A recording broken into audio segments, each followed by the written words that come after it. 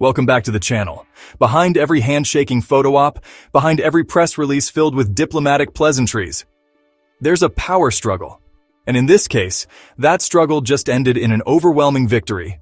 Not for the European Union, but for President Donald Trump. This past weekend, while much of the world was distracted by other headlines, something big happened. The United States and the European Union reached a last-minute trade agreement. One that imposed a 15% US tariff on most European exports. Sounds diplomatic, sounds like compromise. But dig a little deeper, and you'll discover a stunning truth. Europe was cornered, pressured, and ultimately forced to fold. So how did it happen? Why did Brussels concede billions in trade, investments, and autonomy, while Trump smiled for the cameras at his own golf resort? Buckle up, because today, we're unpacking what might be one of the most consequential and revealing trade deals in years. Let's dive in. Let's begin with the numbers. Always the starting point for Trump. The US trade deficit with the EU in 2024 reached $235 billion for goods alone. That's right. In just 1 year, America bought over $200 billion more in goods from Europe than Europe bought from America. To Trump, this wasn't just a number, it was an insult. For years, he has claimed, sometimes jokingly, sometimes not, that the European Union was created to screw over the United States. And whether it's cars from Germany, cheese from France, or machinery from Italy, Trump believes that Europe has long enjoyed unfair access to American markets. So how do you unscrew that, in his view? With tariffs, pressure, and ultimatums. And that's exactly what he brought to the negotiating table. Trump gave Europe a deadline, August 1st. If no agreement was reached, the US would impose 30% tariffs on a wide swath of European goods. That's not a gentle suggestion. That's a sledgehammer. And Europe was not ready for that kind of fight? Which brings us to the meeting. It didn't happen in Washington, not at the White House, not at the EU delegation's embassy. It happened on the windswept Scottish coast, at Trump's own golf course. That detail matters, because it sends a clear message. This is my turf, these are my rules, and you're coming to me. Sitting across from Trump was European Commission President Ursula von der Leyen, one of the most powerful political figures in Europe. But during the photo op, she didn't look like a leader making a strong stand. She looked like a guest, smiling, nodding, compliant. And then the deal was announced. So what's in it? 15% US tariffs on most European goods. A drop from the threatened 30%, but still a steep increase over current levels. A European investment commitment of $600 billion into the US economy. An agreement for Europe to purchase $750 billion worth of American energy and military equipment over the coming years. Let's pause right there. This isn't just a trade agreement. This is economic redirection on a colossal scale. The EU, a union of 27 countries, just agreed to shift hundreds of billions of euros into the US military-industrial complex, American fossil fuel markets, and US-based infrastructure. This isn't free trade. This is strategic realignment under pressure. What did the EU want going in? A so-called zero-for-zero deal. No tariffs, no taxes, no barriers. The kind of open, partner-based trade they've championed with countries like Canada, Japan, and Australia. And what did they get? Tariffs, restrictions, and a staggering financial commitment to buy from and invest in an increasingly hostile negotiating partner. Even von der Leyen tried to spin it positively. We should not forget where we would have been on August 1st.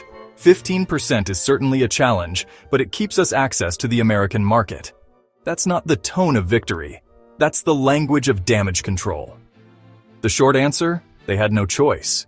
Europe's economic position is weak, slowing growth across Germany, France, and Italy. Skyrocketing energy prices, especially after cutting off cheaper Russian supply chains. Political divisions within the EU, from rising populism to anti-Brussels sentiment. A full-blown trade war with their largest non-EU partner, the US, would have been devastating. So Europe blinked. Trump knew they would, and he cashed in.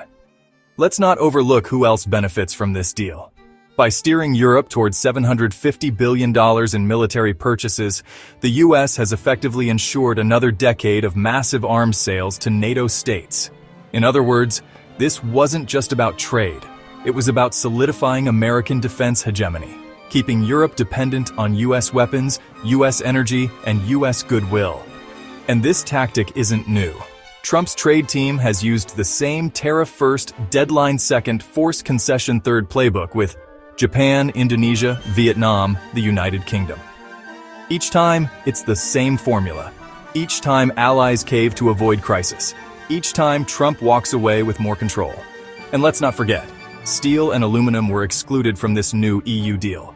Those remain subject to a harsh 50% global tariff under Trump's earlier executive order, which means even now the pressure continues. This isn't about economics alone. This is about Trump's vision for the global order, one where America's allies pay more for their defense, America's allies buy more American-made products, and America's allies invest their capital into U.S. infrastructure, jobs, and markets.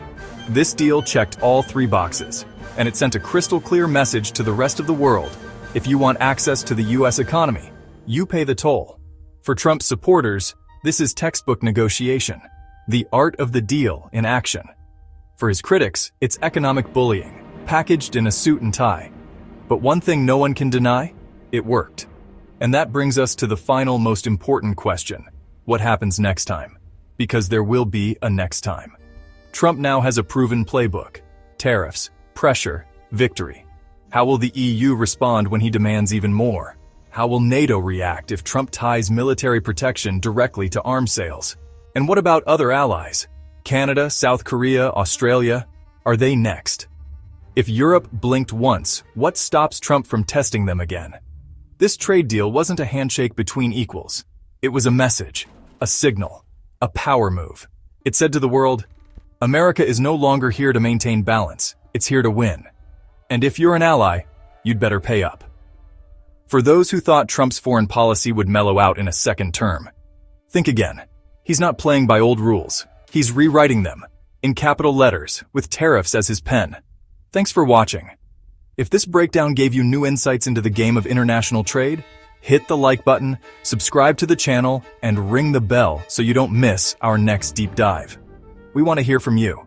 Was this a fair deal, or an economic ambush? Is Trump reshaping the global order, or destabilizing it? Let us know your thoughts in the comments.